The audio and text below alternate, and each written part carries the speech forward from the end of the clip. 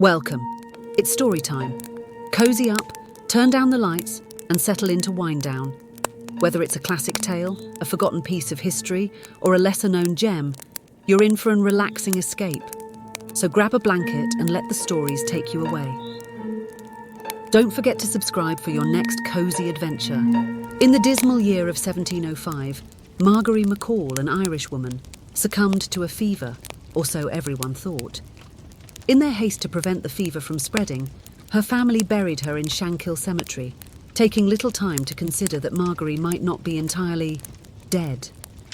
Adding to this misfortune, Margorie had been buried with a valuable ring, which, due to her swollen fingers, could not be removed. Grave robbers, whose morals were as low as their shovels were sharp, soon learned of this.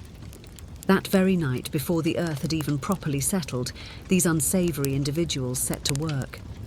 Digging up Margorie's coffin, they found their prize, her ring, still firmly attached to her finger. When their attempts to remove it failed, they decided, in a manner most distasteful, to cut the finger off.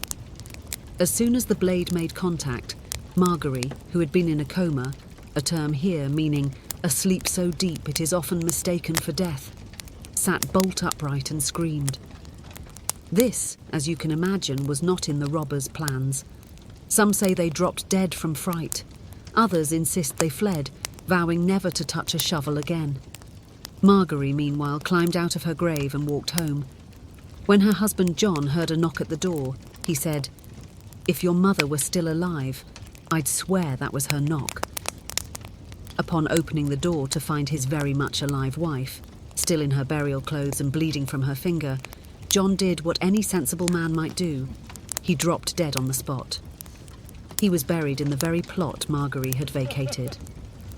As for Margorie, she remarried, lived many years, and when she eventually passed away for real, she was returned to her old resting place.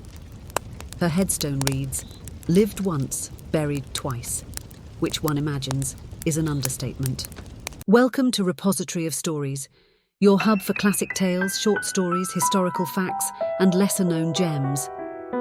If you love uncovering fascinating narratives from all corners of history and literature, hit like, subscribe, and ring the bell for your next great story.